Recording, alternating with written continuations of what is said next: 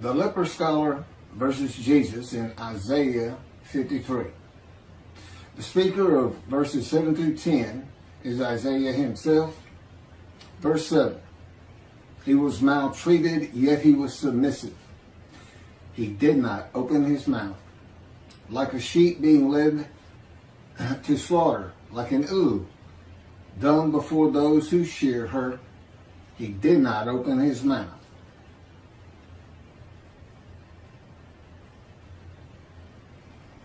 This isn't about sheep. This isn't about unblemished lambs. This is about not opening your mouth. That's just, I don't know, metaphor or symbolic of the sheep being led to slaughter. This verse can be identified in the book of Ezekiel. Again, the key to understanding Isaiah 53. God maltreats him, not man. Maltreatment is a part of being chastised and punished by the words and power of God to be made suitable for his purpose. With God, you are always submissive. It is necessary to break the will of a man that is going to be the servant of God,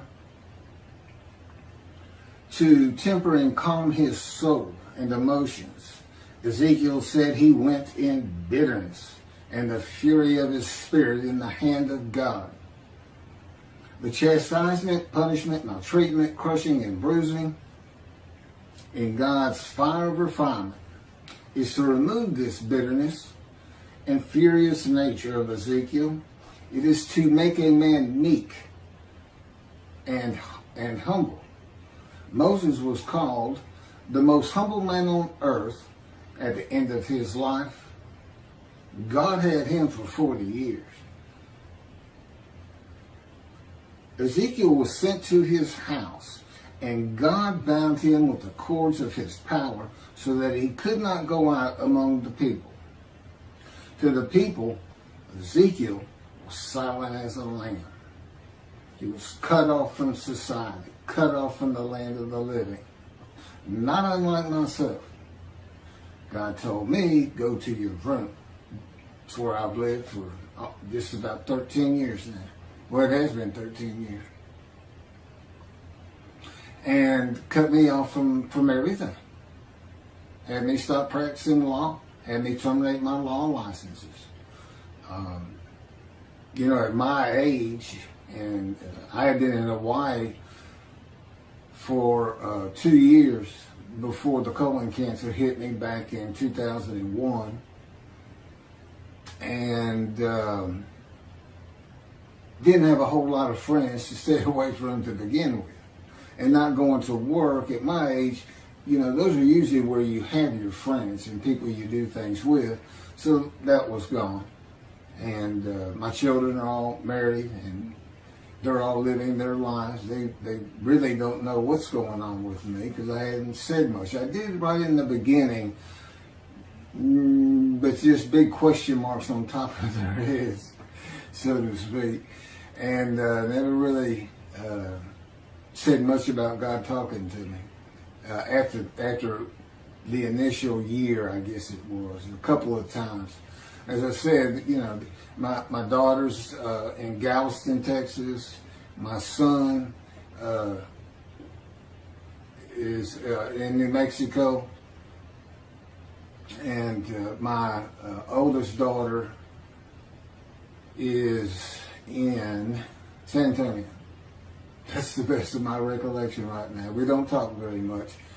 They know I'm not happy or don't believe in that. I guess that's what it is, Jesus. And they're here in America. They consider themselves Christians.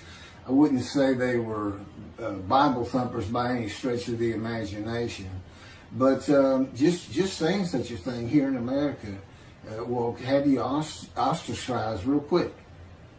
And I'm sure it's something that Jews are well familiar with, the Jewish people. And to indicate that I believe Judaism is the religion of the three Abrahamic religions: Judaism, Christianity, Islam. By and large, people don't like to hear it here in America. They just don't. That's just the way things are. And I don't see it changing in the Messianic era. And if you watch this video, you know I'm very adamant about that. The man who is described and becomes God's righteous servant will be cut off from the land of the living and be silent as the lamb to all that know him, while God prepares him to be suitable for his purpose that might prosper. Just as he did with Ezekiel. Ezekiel, of course, was being made suitable to be a prophet to the exiles. And he was actually a part of the last deportation, I understand, or at least he was part of the exile. Now, Jesus talked until his last breath. In one gospel, Jesus is asked, "Are you going to remain silent?" And his response was to talk verse after verse after verse after verse after that. That was his answer to, "Are you going to be silent?" "No, I'm not. I got plenty to say."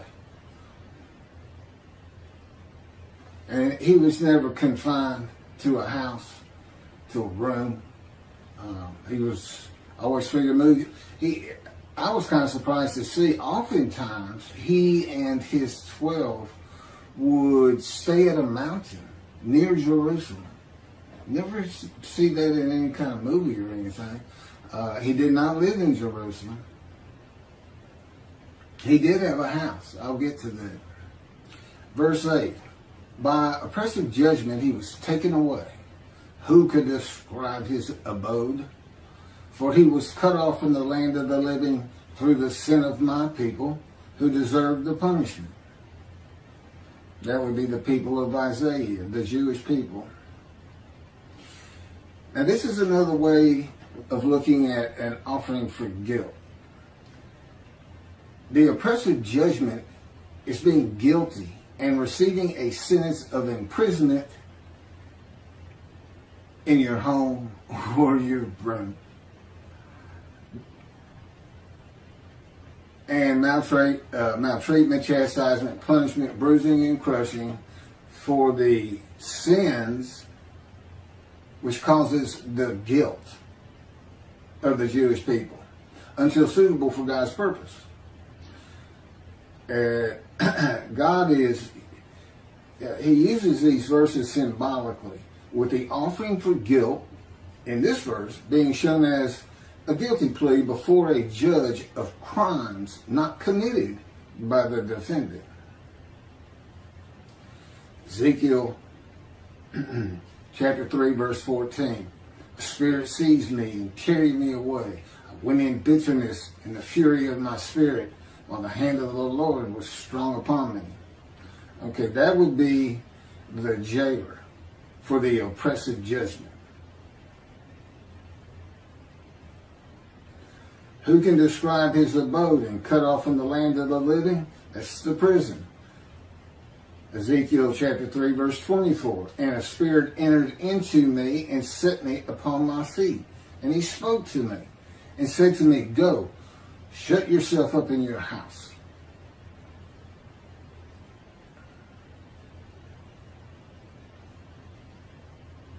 This is one of those situations. God is in his spirit. The Spirit enters into Ezekiel, and in another verse he says, "And I could hear God's words." The question becomes, who is it that says, "He spoke to me"? Well, it's a capital H, so that's God. Spirit entered into me and set me upon my feet, and God spoke to me and said to me, "Go, shut yourself up in your house." The chains that you would have in prison and put on by the jailer, I suppose. As for you, O mortal, cords have been placed upon you, and you have been bound with them, and you shall not go out among them. That's the people. And that's Ezekiel chapter 3, verse 25. The judgment against Jesus by Pilate was not guilty. I find nothing wrong with this man. But to wash his hands of the whole religious controversy, Pilate asked the multitude that had gathered. And I don't know how many that is, and I don't know if the multitude was just Jews or if it included Arabs and Gentiles, and, well, Arabs are Gentiles, but it doesn't tell us. A multitude had gathered, that's all we had. He asked them what they would have him do with Jesus. Release him? No, crucify him. And the multitude said, crucify him. That was not an oppressive judgment. It was not a judgment of being taken away or cut off. No, it was a sentence of death. It is oppressive, I grant you. But it's a death sentence. This is a sentence that is onerous, difficult to bear. And you don't receive long life. This man, here he has an oppressive judgment against him. And he had all these words like wounded, bruised, crushed, chastised, punished. But he's given long life. So it's not a death sentence.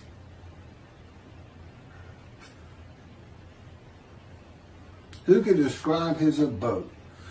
Jesus has a house in the Gospels, but it is never described. No one today could describe his abode.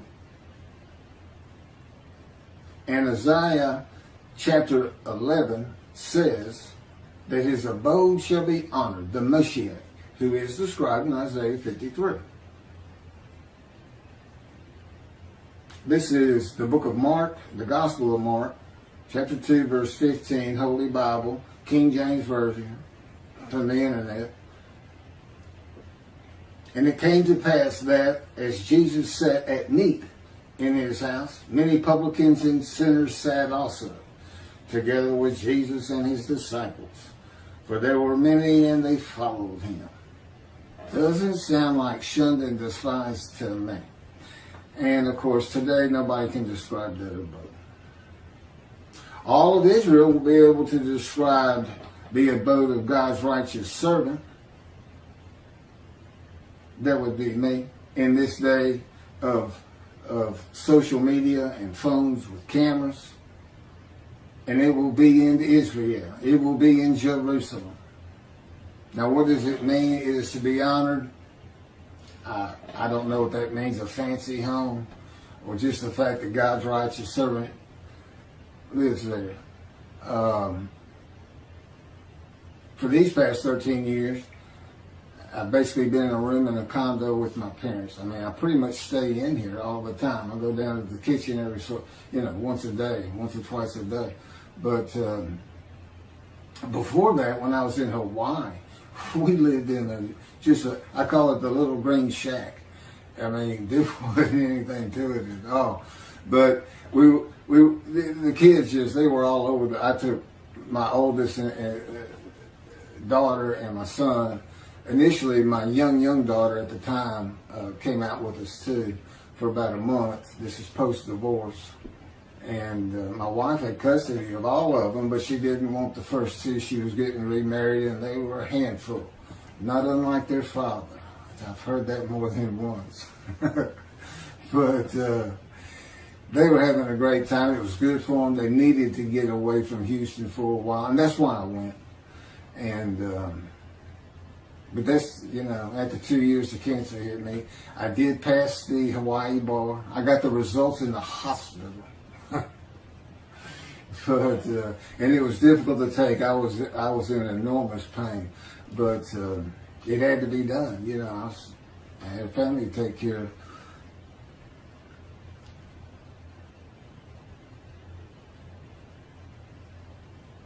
Through the sin of my people who deserve the punishment. Well, Ezekiel suffers the punishment. God tells him of the houses of Israel and Judah, which is for sins, for 430 days. But the houses of Judah and Israel were defeated by the Babylonians and deported. They suffered their punishment in exile. God told them, if y'all don't stop, I'm going to raise up armies against you.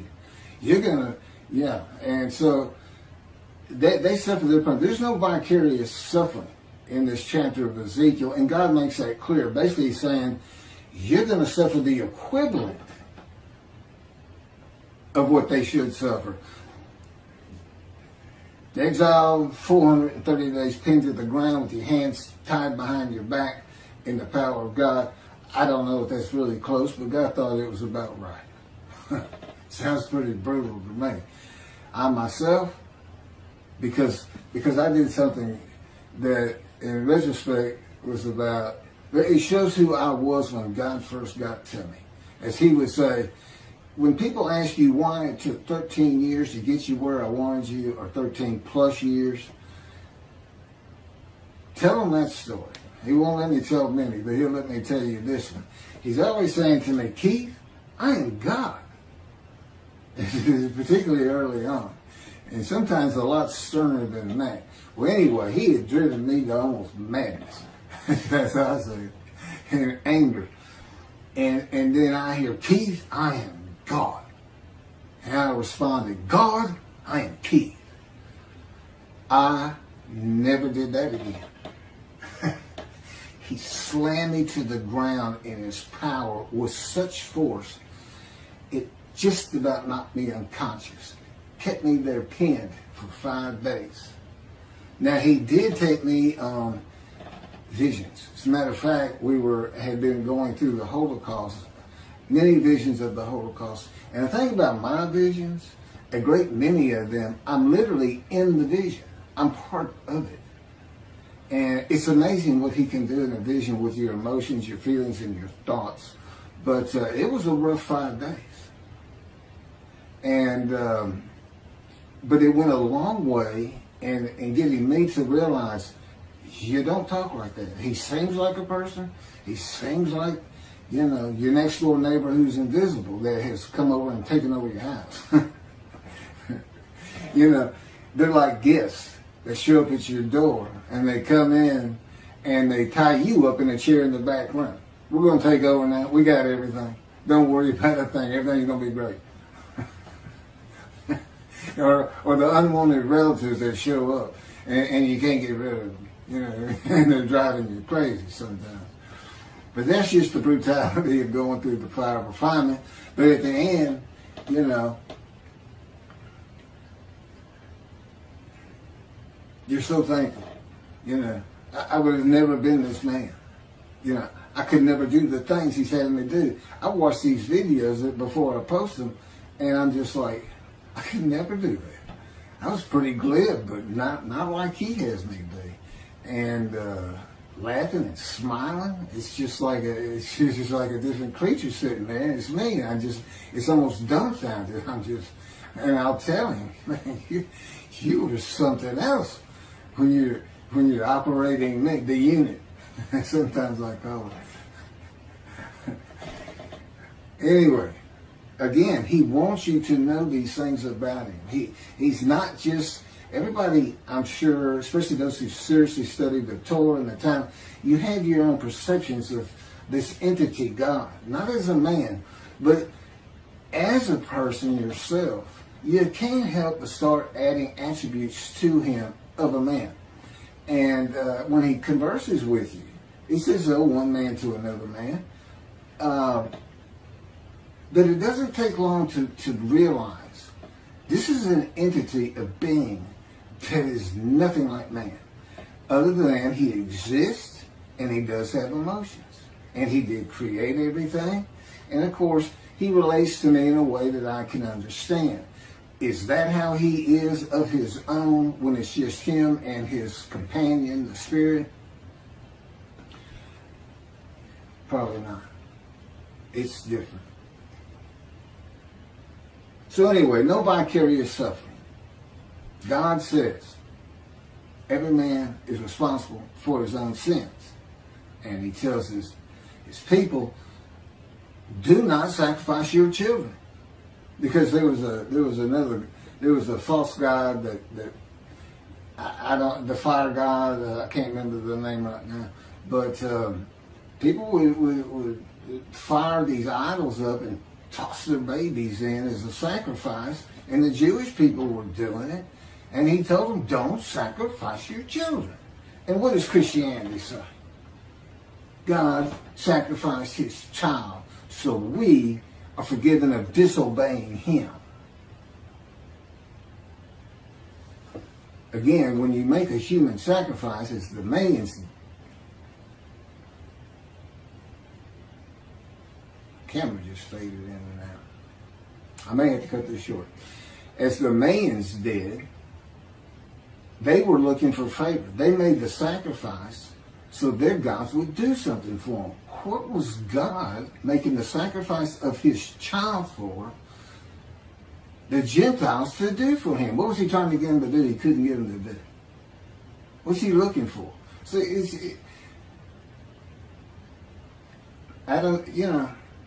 and they say the Hebrew Bible, the Bible he gave his children, is prophetic of this human sacrifice. And again, Jesus says, God no longer wants bulls and goats for sin. As I told you, he did away with the system through his prophets. Isaiah chapter 1, Amos, in the Psalms. He said, no more.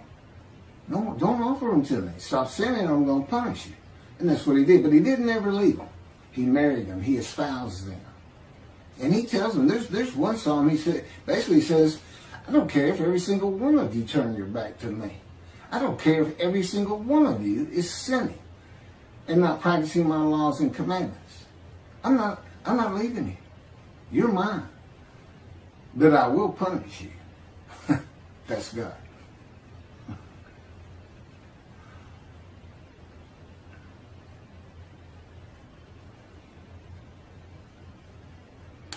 Verse 9, and his grave was set among the wicked, and with the rich in his death.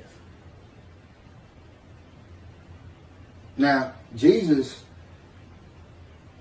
was a poor man. He didn't have anything, although he did have a house. I don't have a house. And poor car, or even a bicycle. I didn't have me get rid of my bicycle. I had walked for 13 years, like I'm in the Exodus.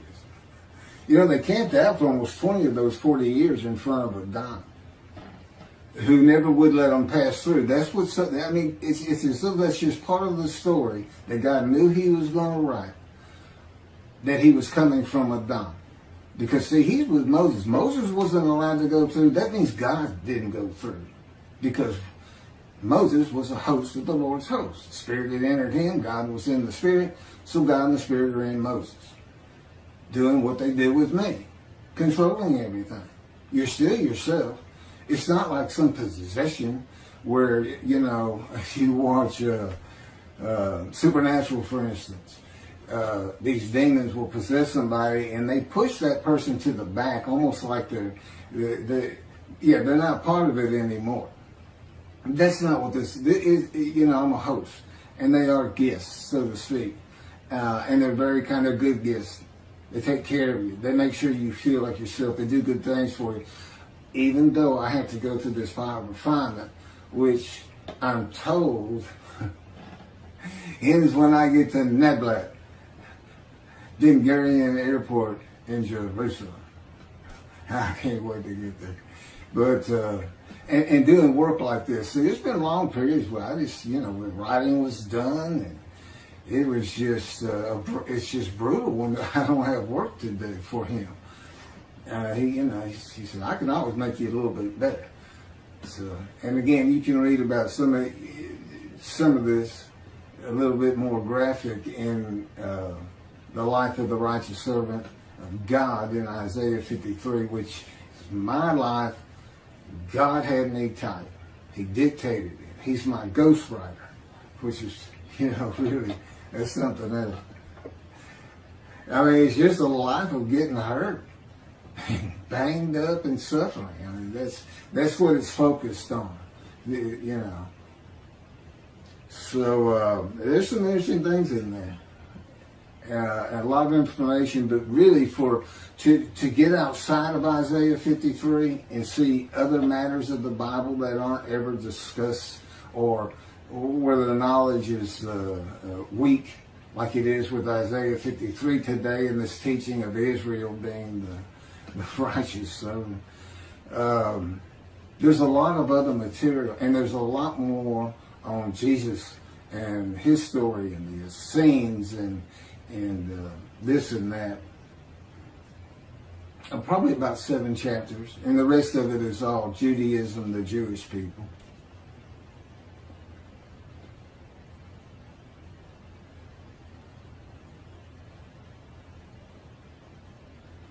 So anyway, this verse, and then Jesus is said to, after he was entombed, after the crucifixion, they took him, a rich man donated his grave. That's the story written around what happened. And so they say he fits this verse. You know, but the fact is, he's still poor. He just got buried. But you know, I think it just means because of things like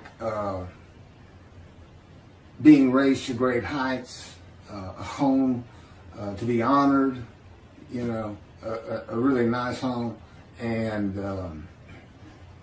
this man receives as his portion the many, that would be the many he makes righteous, and as his spoil, that would be the multitude. And presumably, you know, if I'm leading those kind of people in these teachings, and that's where, you know, God says, I'm going to dismiss the rabbis and appoint David as a ruler amongst the flock. Well, this will be what I do, is the things that he would have me do, of course, as his servant, but also the matters of the book. This teaching of a different end times, the mysteries of heaven.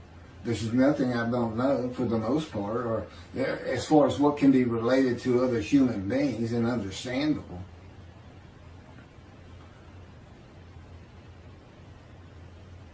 So, and we know he's a man of suffering and had to rise to great heights.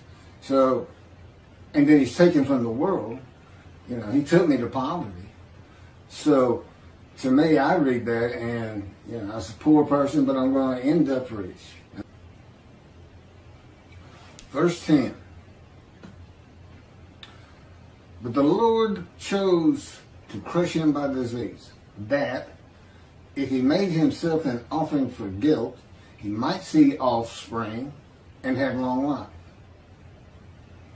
And that through him the Lord's purpose might prosper.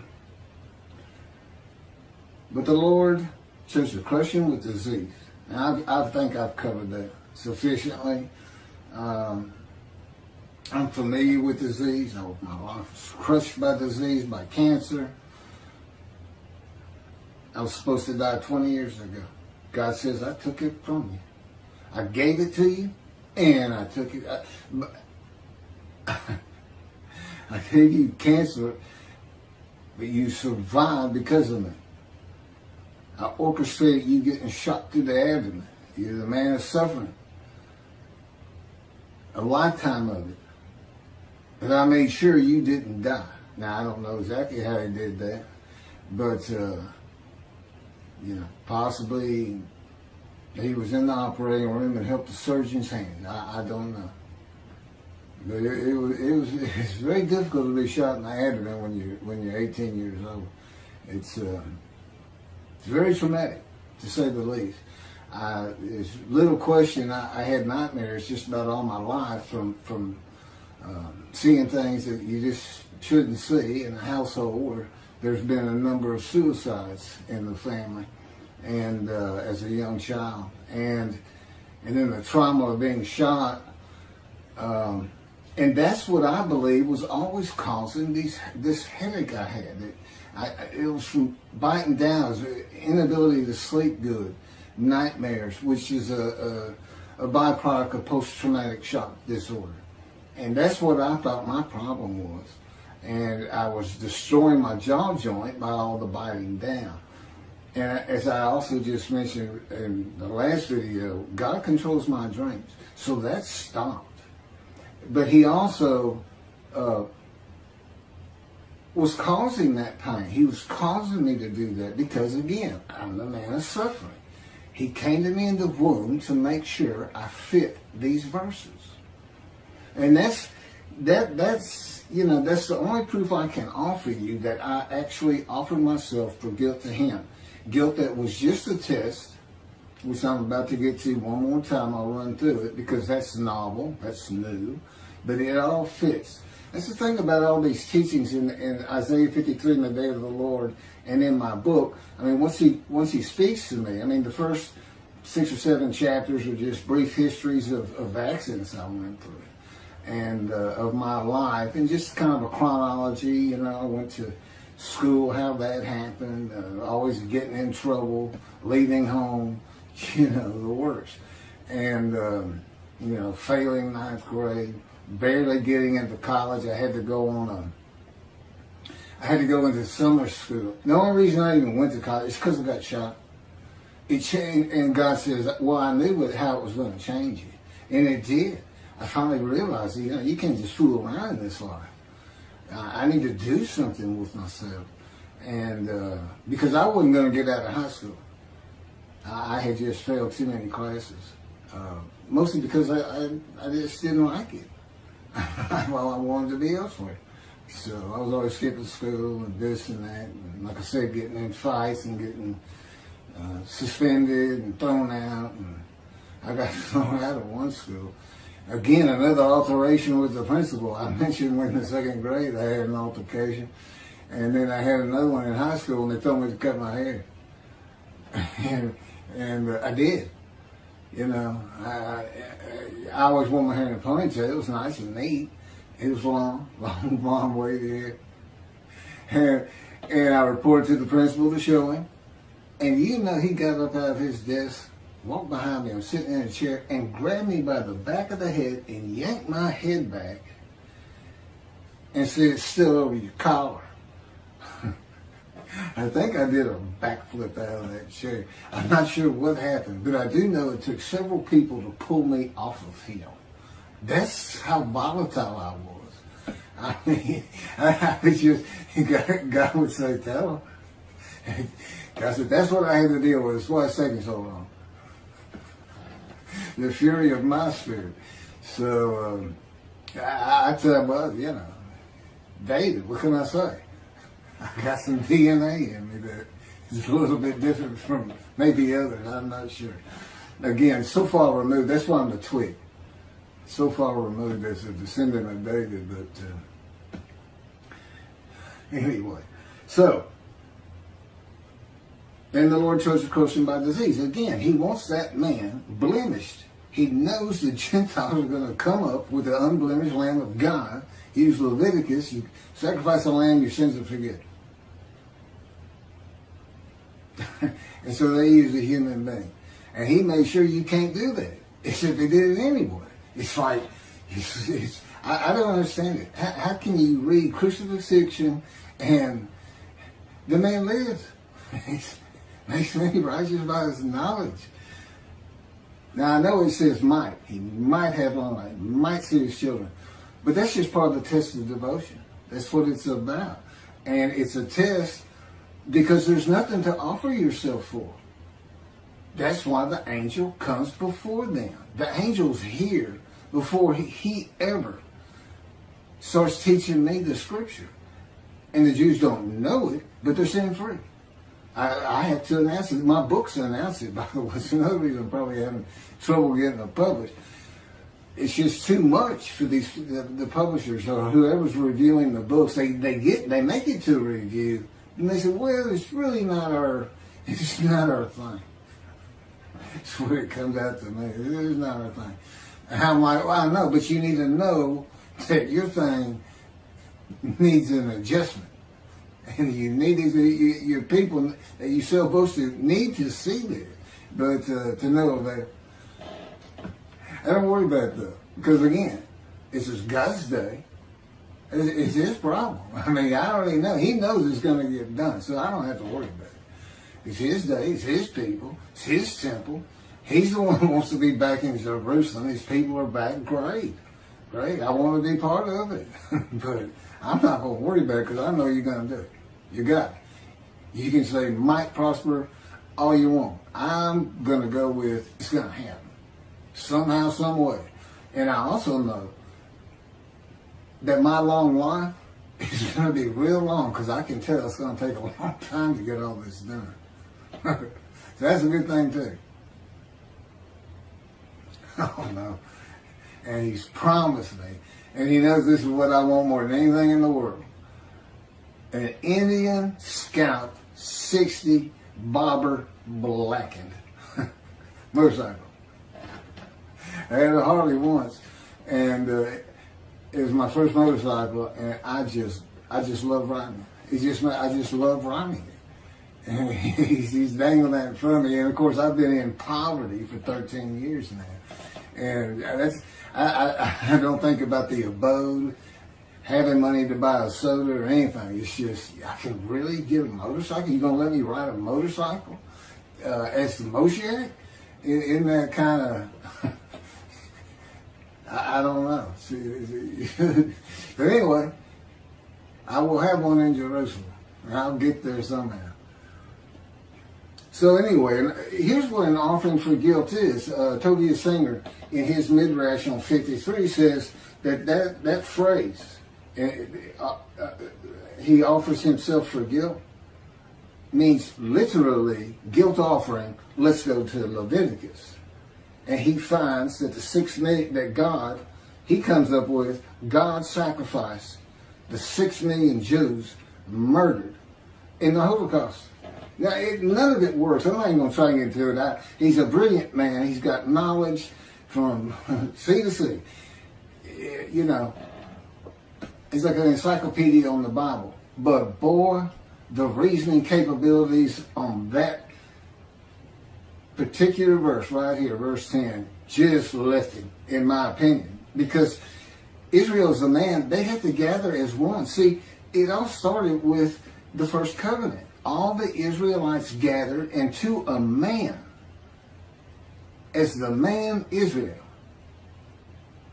They agreed to the covenant, saying, we will abide by all of your laws and commandments Moses gives us, which it turns out includes an oral tradition. If you will be our God, and we will be your people. When did they ever regather anywhere? Crushed with disease, or brought to grief with illness in the New Testament, and then have long life and make the many righteous. It just can't happen. It doesn't happen. And this verse is written because not only is the man blemished, because God knew what the Gentiles were going to do, he knew what Judaism was going to have. And a guilt offering in Leviticus is an unblemished ram. None of these people were unblemished, number one. Number two, who offered them? Did Hitler offer them? He didn't get long life and make the many righteous. Those people didn't get long life and make the many righteous. I don't know what he's thinking. I really don't. But I know he's a good man.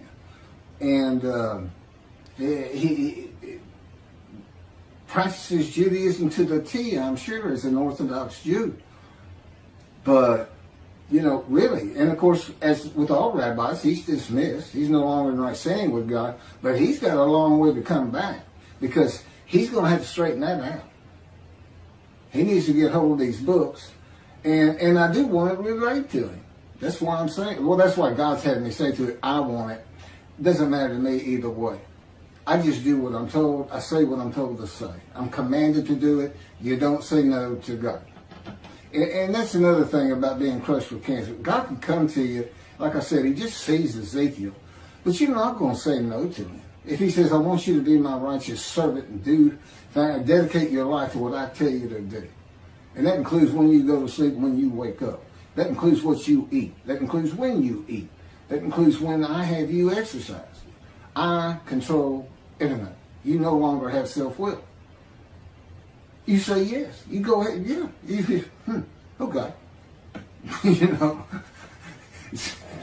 it's an automatic. So that's what it was for. In verse 10 is to prevent anybody from saying from the Jewish side that this could be a man. It can't be a man. Especially cannot be an unblemished lamb, a perfect man. See, I am this man, and I am the polar opposite of Jesus Christ. You can't put us in the same sentence without having the sentence blow up. You can't do it. But I'm who fits it. Not a perfect, handsome, beautiful, charming, pleasing, intelligent, sinless. So he says. I don't know. False prophecy, I'm going to come back. He doesn't do it. Is that sin? Is that lying? Is it deceit? But this whole Zechariah thing, I'm gonna ride into Jerusalem on an ass as all of the prophets say of me, I shall be mocked, spit on, scourged, killed, and rise on the third day. And yet the prophecy says the man will ride an ass into Jerusalem, and the next verse is it's summed up, defeat Rome. In his time, today it would be throw the Palestinians out of Israel. Get them out of there. Make them go to Jordan. Tell them that's it. We're not having them. You're not going to keep launching bombs at us. You're not going to live inside our land. This is God's land. You can't come in here and possess it. You can't adversely possess it. To God, you're the trespassers. That's what he would call you. That's what he does call you. I don't want those trespassers in my land. I want my temple on the Temple Mount. He said, I don't care about their mosque. I ain't care about our synagogues as though I got to have an excuse, and I don't. I get the feeling. If we weren't in the modern era with satellites and television and social media, that he'd just say, drive them into the sea.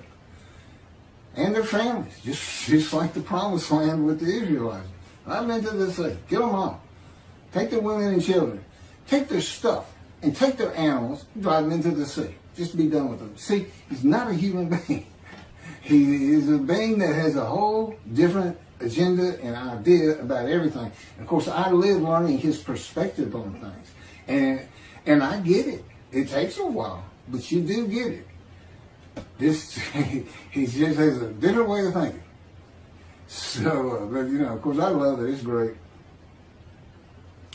So anyway, let me get back to where I was and finish up. The speaker of verses 11 and 12 is God, and I'll pick that up on another video and end my, basically my video midrash on Isaiah 53.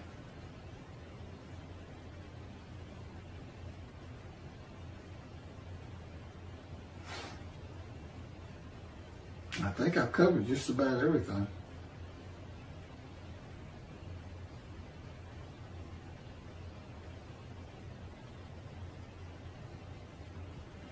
So anyway, here's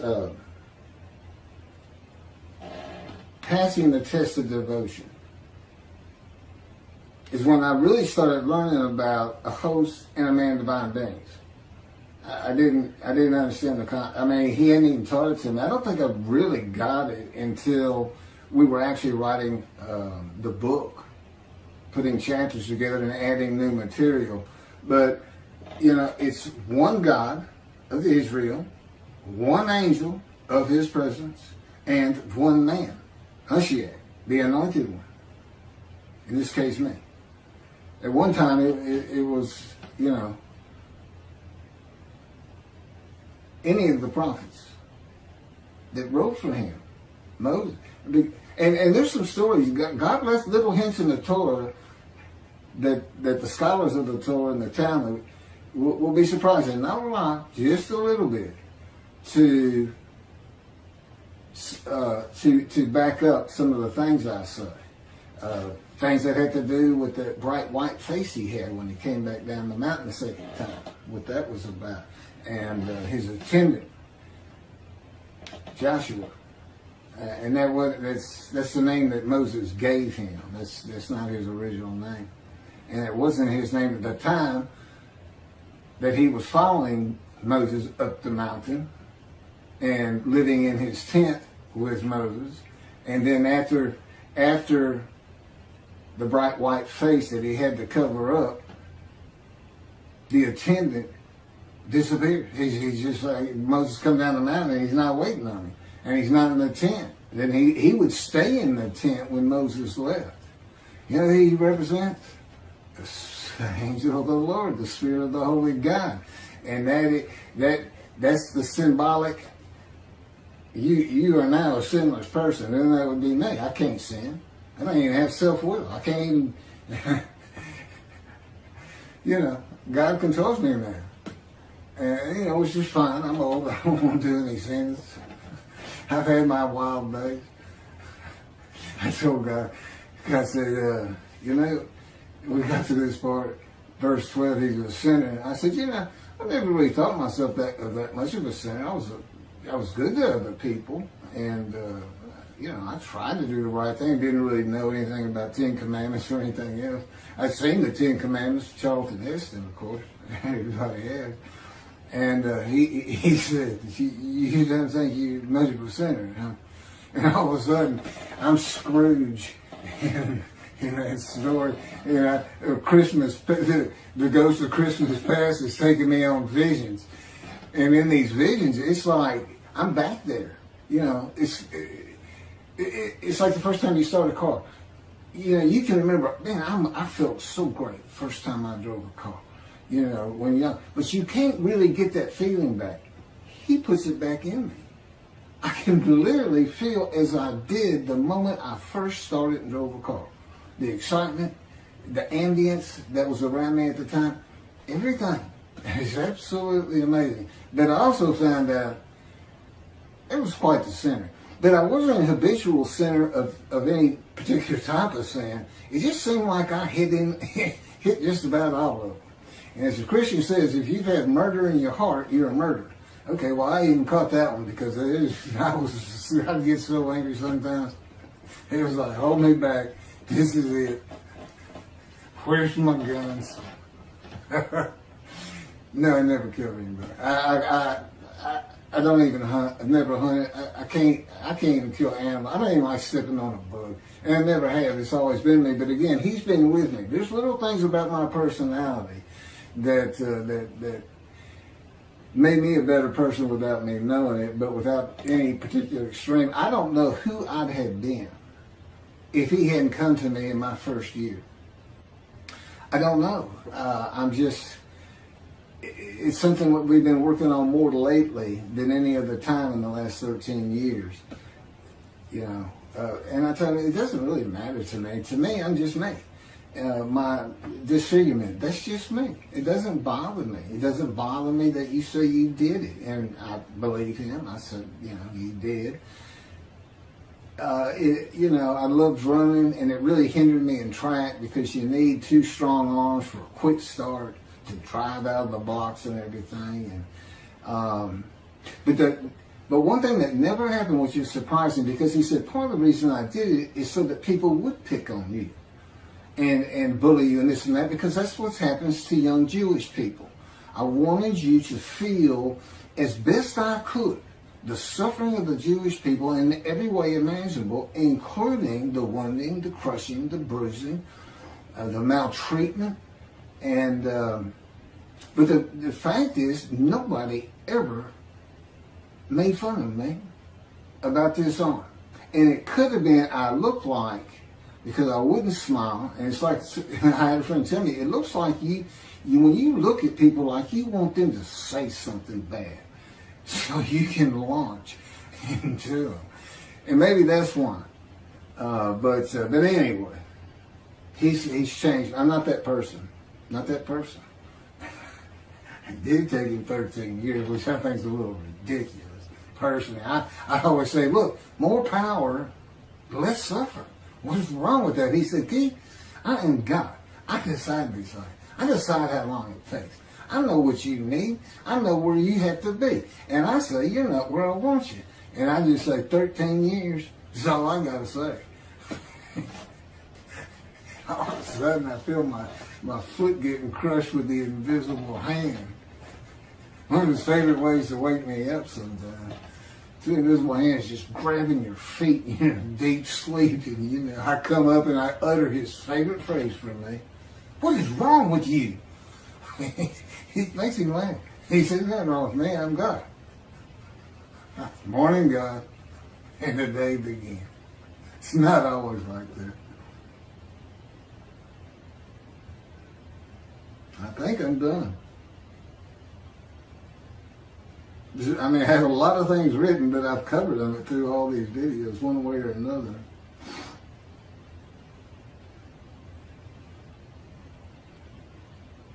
Okay, this is the last of the verses by Isaiah. The third and last speaker is the Lord in verses 11 and 12, and I'll pick those up in the last video on this midrash of Isaiah 53 on camera. I hope you take these serious. It's a serious business. We're talking about destruction to the land of Israel. That's what I think of. And of course, he puts these thoughts in me and to make me feel like it's actually my responsibility. Even though I know better. It's not my responsibility because I don't control anything. But I still feel it. Just like I still feel like me when I know he's having me say words that I wouldn't be saying. It's very complicated. And it does take a long time. And I do it again, even if I didn't have this wonderful task in front of me. I mean, to go to Israel, to know, I'll be able to earn a living again and have things and help people understand his personality and be instrumental in having the temple built someday. Could be 20 years from now. I'm 63. Moses was 80 when God spoke to him. Lived to be 120. I don't want to be 120. Is that story?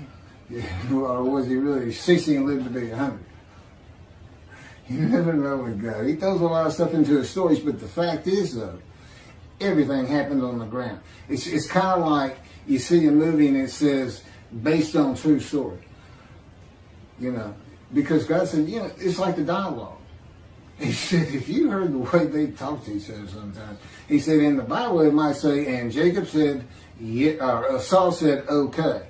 Yeah, well, or Saul said, no. And it may have been a gesture. God said, okay, and Saul said, no. Because if you read the dialogues, they're all the same throughout the book. Yeah, and it's like third grade reader. It's very proper, very clean, very. And God said, these books have to sell. They have to get around. I had to add some story to it to make it interesting, but I put in my philosophy, the moralities. There's so much behind it. And that's why the Jewish people study Torah so hard. And Torah is like almost an entity to them that God created before he created the planet, earth, people. And he did, but what they need to know is, it's not just the Torah he had written. It's the entire Hebrew Bible that he had before creation. The entirety, even the Psalms, he had written. Now he writes them in antiquity, so they read as though they come from antiquity. But, he's talking to Isaiah, wrote Isaiah. That's what he told me to think about. He said, sometimes I had to get other people to finish, or do this, or do that. He said, but when you're reading it, understand that while there is a lot of story, I could have made any of it happen. All of them are within my powers, all stories. And I'm not talking about express miracles like in the Exodus, where he flat out says he's done it. But it's like you see Elijah, and you know, he's calling down the fire at the sacrifice of the bulls with everybody in Jerusalem having come outside to watch it all with the bad guys. I can't remember the name of that man. He's not giving it to me. You know, you think if God's control you, you'd be a perfect person. You'd be like a Jesus. No, I'm still Keith. Listen, I'm still me. Now, I can't sing, but I can still, you know, I can argue and get angry and nothing like you would think of Jesus, so to speak. And he's not part of this, you know. There's nothing written about him in his time. And everything was a story back then. It's a great story. And like I said, there's all kinds of variations to it. And the fact is, I don't believe he ever existed. And I have it on good authority, he didn't. I'm the Moshiach, and I bring God's wrath. And I bring his reckoning. We'll finish up with what God has to say on 11 and 12 in another video. I can't believe he just had me say that. That's from God himself. The Lord said, and what I just said, yeah, that's how it works. You just do it.